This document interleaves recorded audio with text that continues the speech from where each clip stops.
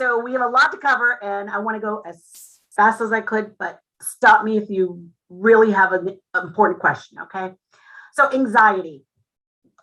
And by the way, I've been working with students for over 20 years. I was a teacher, I was a school counselor, and I have worked with students with anxiety from 3 years old to professional school. So anxiety is something that's very prevalent. There is a difference between feeling anxious and having anxiety disorder.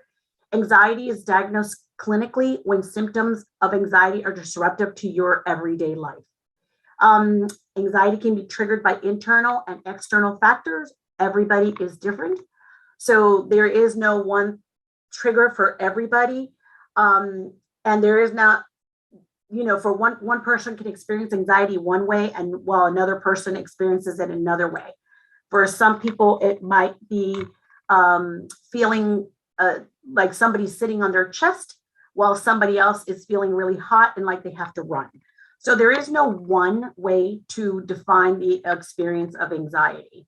It is defined by the APA as an emotion characterized by feelings of tension, thoughts, and physical changes. And we'll talk more about the physical changes in a little bit. Anxiety is different than stress. Some people say, I'm feeling really anxious, and what they're really feeling is stress. If you have not gone to it, go to the JED Foundation. If your institution is not involved, they are a fantastic resource for students and staff and faculty members. They have a lot of ideas, and you can bring them on your campus. They survey your campus, and they help your campus be more proactive in helping students with mental health issues. So I got this from their website, but if you notice, the difference is that stress is physical, and a physical or mental response to a trigger, but anxiety is different in that it's future oriented. Fear is immediate. You have an immediate or perceived threat, whereas anxiety is future oriented. What if that happens? Or something that is coming around the corner can actually feel like a threat to you. So again, for anxiety, for a stress, the triggers can be external, like an event, right? Or something internal, like your own thoughts. But anxiety triggers turn into something big. It's something that can be constant, something that can come up out of nowhere. So for instance, I'm really stressed because I'm going on the highway and there's a lot of traffic. And all of a sudden my AC goes out. Okay, now I'm more stressed. If I have an anxiety disorder, maybe the hot air from the AC triggers me to have a full-blown panic attack, because it was a reminder of when the last time the AC went out and I was stranded in the road for 7 hours at night. So the impact is a lot more than just I'm stressed. And you typically feel stress, and then the stress that you're feeling is proportionate to the trigger. So you're waiting in line at a bank and you're just, you're stressed because they're waiting too long, right? But somebody that is experiencing anxiety may be at a bank and may start to worry, what if I run out of money, my parking meter? What if the lady asks me for my driver's license and they don't recognize me because I changed my hair color? What if, and so it's different in that it's not proportionate to the trigger. Okay, so anxiety in colleges. Research shows that during college, your anxiety is going to increase usually during the first year. Now, if you're going to a professional school, I work at the law school, the first year is actually, they've done research for law students, and what they found is that prior to coming to law school, students would experience anxiety close to the general population, actually a little better. But when they started law school, their anxiety increased. And it's the same with students during the first year. There are reasons for that. It starts to go up during the first semester and it stays steady during the second. They may be sleeping less, they may be drinking more, they may feel lonely, like they don't fit in, they don't belong, maybe they're far away from home.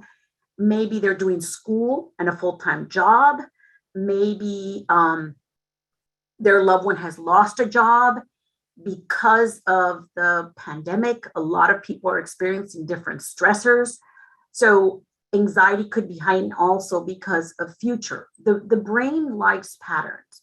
That's the way we stay safe. That's the way the brain has evolved. So if the brain likes to predict what's going to happen next, and that feels safe.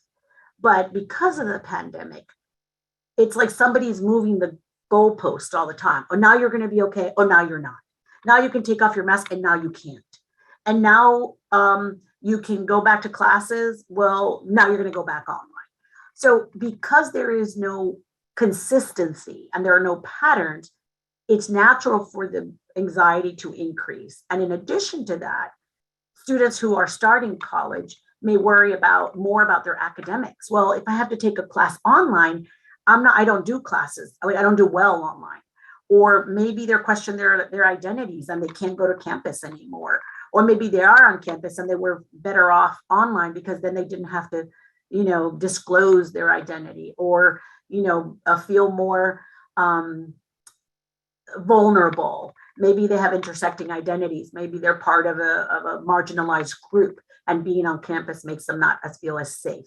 Or maybe they're spending too much time on social media, which is also another thing that they have said impacts anxiety. So I wanted to show you a video. Hopefully this will work.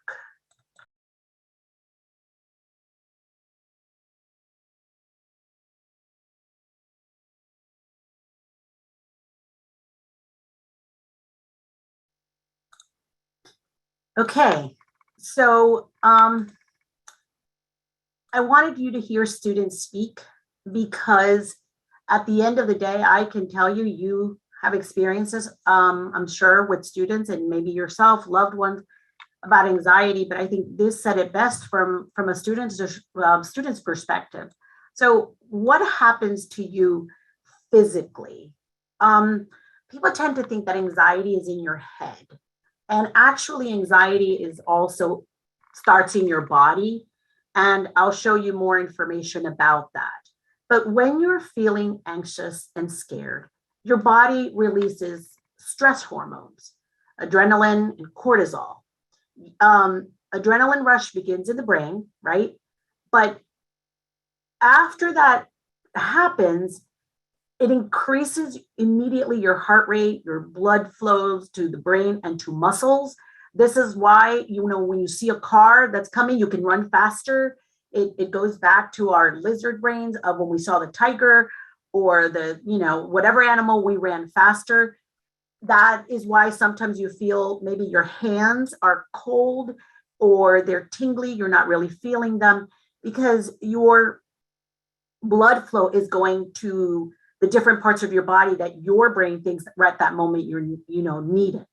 Now the threat doesn't have to be present. The threat can be a perceived threat. That information, right, is sent to the amygdala. The amygdala is the area of the brain that plays the primary role in emotional processing. Now, let me give you an example of that.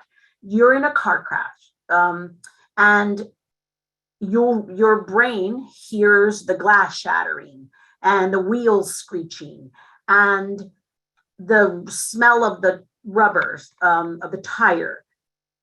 Your amygdala says, oh, we need to get all that information. Oh, it's glass breaking, screeching tires, smelling, the rubber, all of that. The amygdala says, okay, let's just store that in a part of your brain where all the scary experiences and feelings are stored, and we're going to keep it there. The next time we hear a shattering glass or screeching tires, your brain has that and saves it so that it says, oh, unsafe, do something. And of course, you're going to go back to the amygdala is going to be activated. And then, it sends that information to the part of the brain called the hypothalamus. And there it's the command center. That's where it's going to tell you what to do, to fight, flight, faint, freeze. And we're going to go to a very interesting thing that most people don't, well, I think it's being talked about a lot more, but when you take a lot of the psychology courses, it's not being really talked about. And what happens to us now?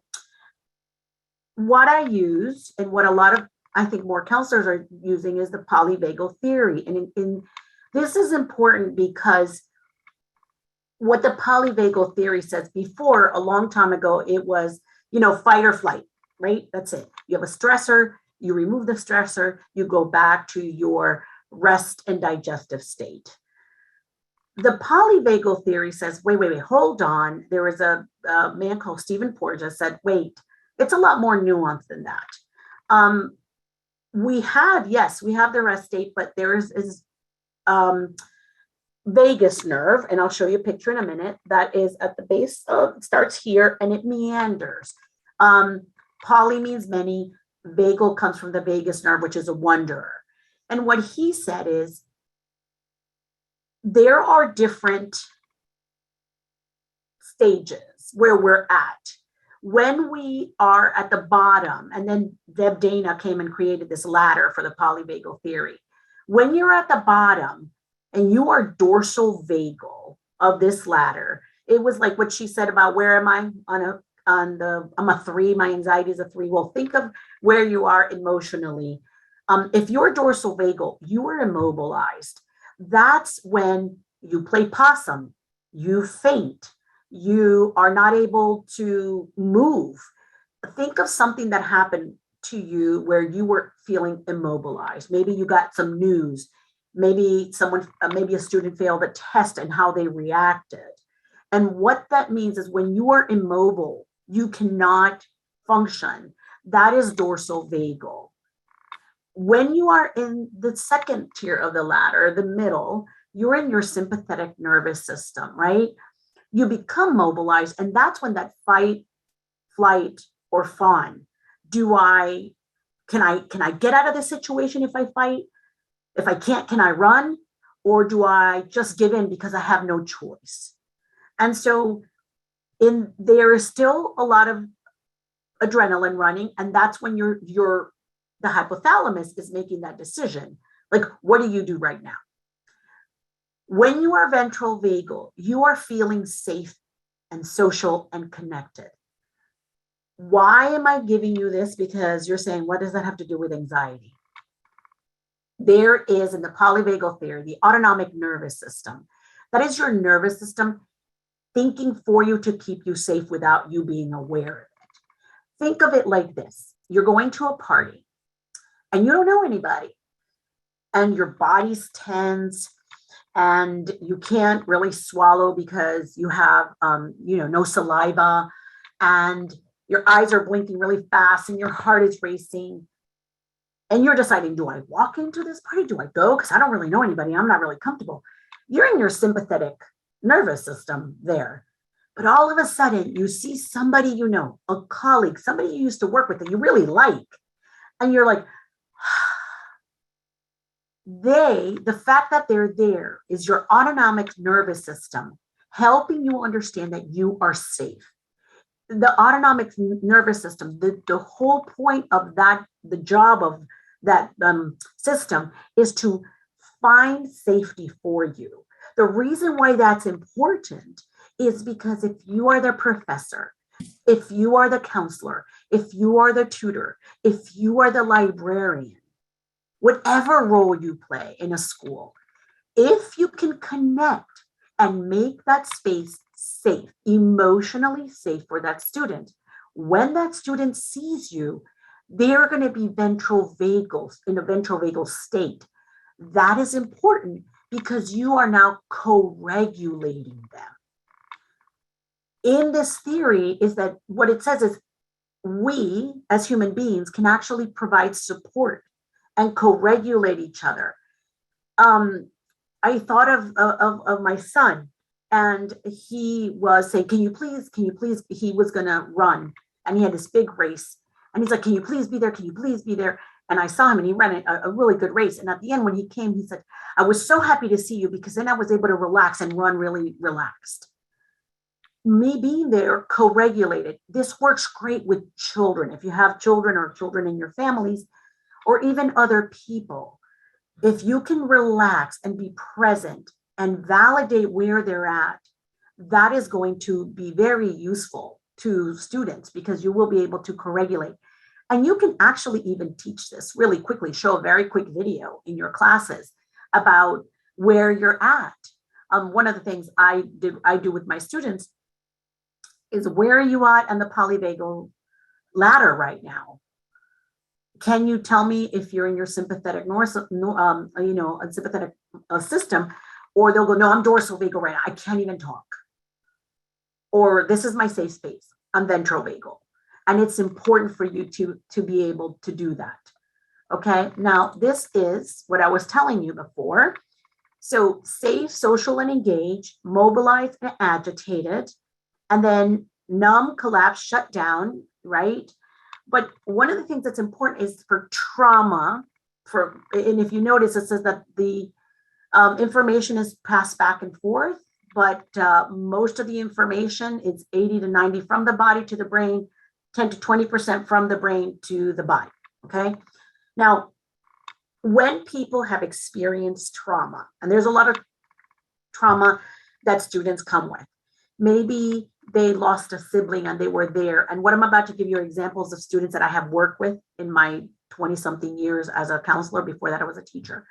Maybe they witnessed a sibling pass away in front of them. Maybe they were involved in a car accident that was catastrophic.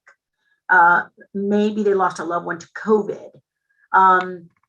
Maybe they were physically abused. Maybe they were emotionally abused. Maybe they were victims of a date rape. Whatever that is, and trauma doesn't have to be that. What we cannot say that was traumatic for them or not. That is up to the person that experienced the trauma themselves.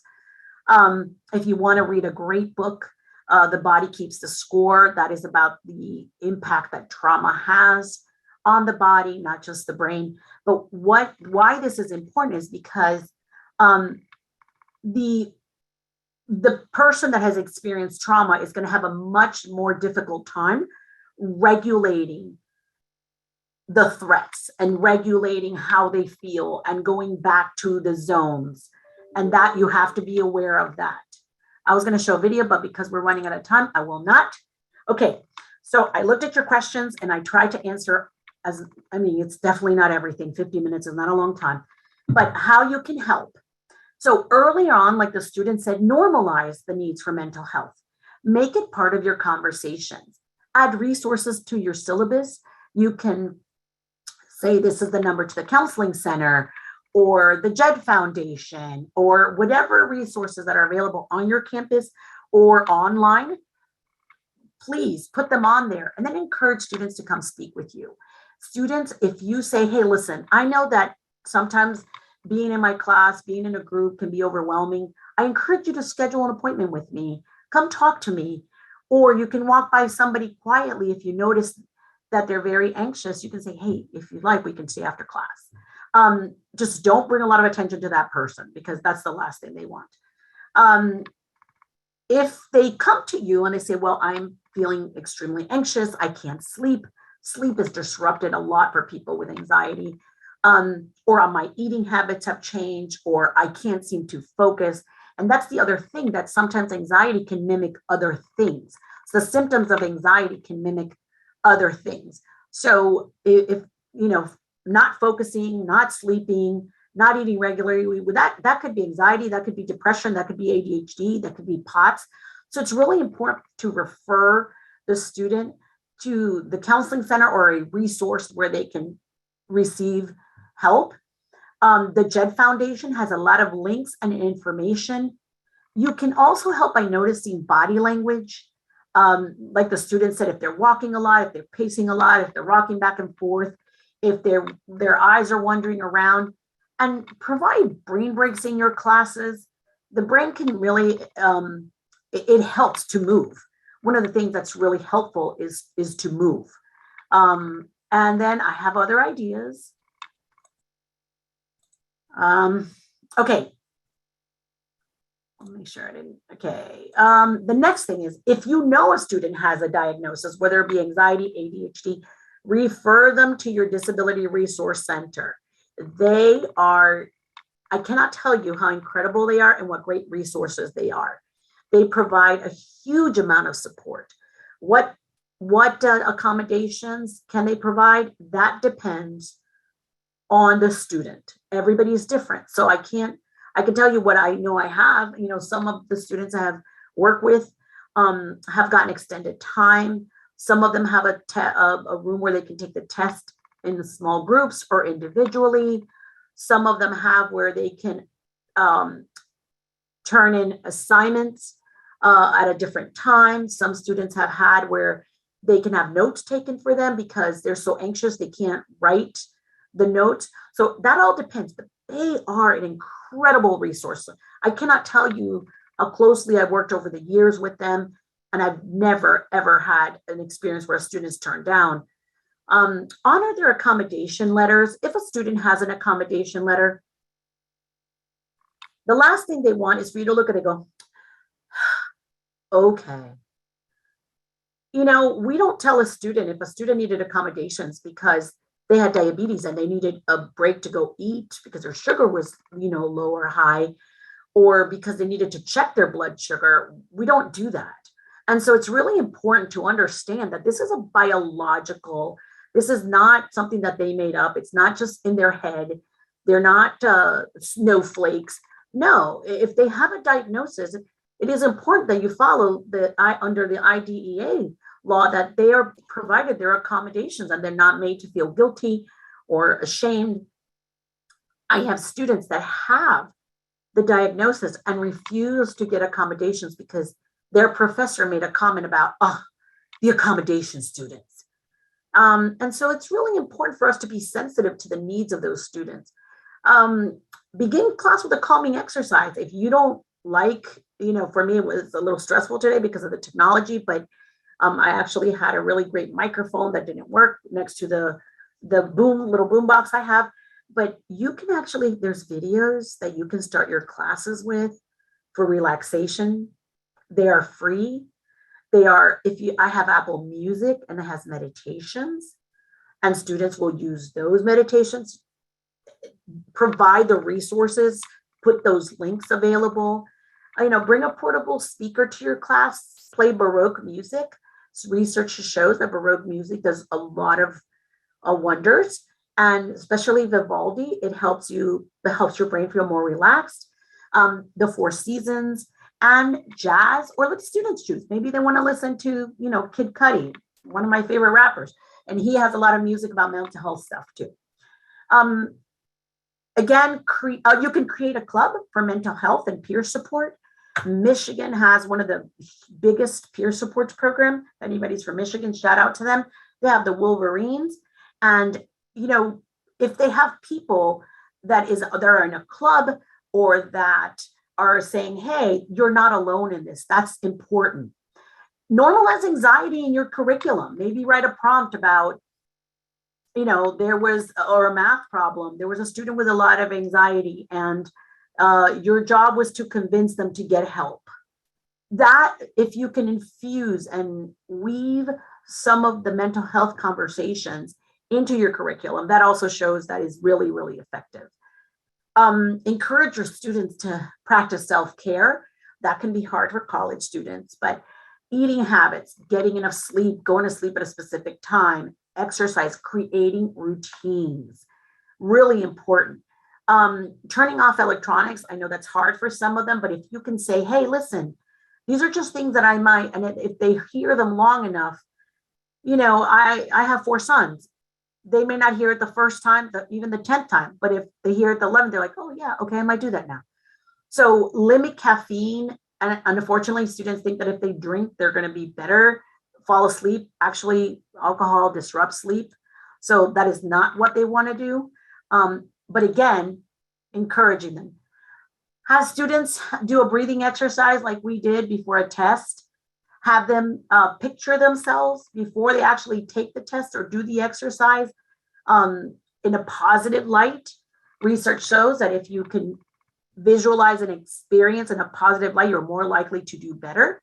Give them coloring mandalas. And I'm not just saying this, this is what I was actually doing during my lunch break today.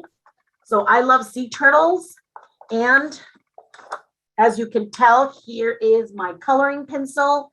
And this is what I was doing to practice mindfulness. And it actually relaxes the brain, because when you are extremely anxious, you're in the middle. But when you are doing the frontal lobes, those part of the brain is that what regulates time management, goal setting. If you can go from the middle to the front, this is one of the things you can do. You can color, you can breathe. It helps your middle brain relax. Put an imagery exercise from a technology source. You can put it on the computer and say, okay, now we're going to do imagery so you can relax. One that is really helpful is, and I'm sure if there's counselors here, I know this is probably stuff you guys already know, but using the 5 senses exercise. I have had students having a full panic attack, full-blown panic attack, where their heart looked like it was going to come out of their chest. But if you do the 5 things, okay, tell me 5 things you see. Look around the room, 5 things you see. You're now getting the frontal lobes to do something. So you're transitioning. The brain it's like a car. It can't go and hit the brakes at the same time. So if you can get the brain to, what are 5 things you can see? Okay, 4 things you can touch. Tell me 4 things you can touch. 3 things you can hear. 2 things you can smell, and 1 thing you can taste. I usually have like a candy or a mint or a drink or something in my office that students can actually eat. And if they don't want to, that's fine. Then I say, tell me 1 emotion you can feel. And have students focus. You can actually, I had a student who was having, experiencing a lot of anxiety. Have them focus on, let's say, the doorknob, the door handle. And so you say, okay, look at the door handle. Don't stop looking at the door handle. Now count backwards from 100. And then they'll say 199. Don't look at the door handle. Don't look away. They're looking at the door handle, but they're counting backwards. And again, that's getting them to a different part of the brain. I've had students carry the smell good things in the classroom is not necessarily good, because we have people with sensitivities. You may have a student on the spectrum. I would have added that if we had more time, but you don't want to put a smell that is for everybody, because like I said, it might impact somebody. But I had a Violeta in Spanish. I would spray it, and then I would give it to the student. Like if they were having a difficult time, I said, do you like the smell? They would smell it, and it was calming for them. And then the other one is to give themselves a hug. So what I want, I know this is weird. I'll try to do it here, but okay. So what you're going to do is you are going to stick your arms out like this, separate. Okay. So that your palms are facing out. Then you're going to go like this. So the arms are out, they cross, bring them in, and do this. You can do that sitting down or standing up. And that is when you cross your legs, whether you're sitting down or standing up, that is giving yourself a hug. It does feel good. The vagus nerve, remember what I said earlier, your vagus nerve is wandering all over your body, and it controls, digestion, heart rate. It just controls so many things. We're not going to go into it too much, but that helps the vagus nerve say, okay, you're safe. Also, you can look up a lot of polyvagal exercises, but I've had a couple of weeks ago, my son was having a really difficult time with something, and I could tell there was a lot of, walking back and forth. I said, go get a cold compress and put it on the back of your neck. And that helped the vagus nerve just deactivate. But if you can do that on your own, but there are things you can do. That self-hug, though, is really helpful for people.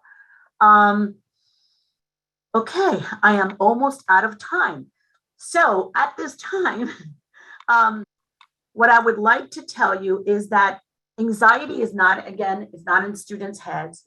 It is something that we can definitely help them with, provide them with the resources, normalize what their experiences are. And then before that, before we go, I wanted to read you a quote of something.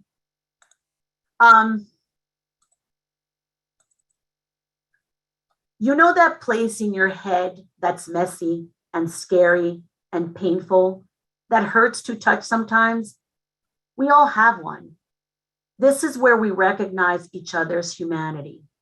This is where empathy and compassion grow. The reason why that's important is because empathy says, I can get down on that well with you. I can feel what you feel. But compassion is different. Compassion is, I can do something about that to help you. So it's not just about empathy, empathizing with our students to help them, but also the idea that we can do something about it. You have the power to do that. And I think it's an honor to really be a part of somebody's healing, somebody's journey, somebody's learning. And so to honor their humanity, as we, I think, want all of ours to be honored and respected. So with that being said, I said a lot. I will take questions now, and I'm on time.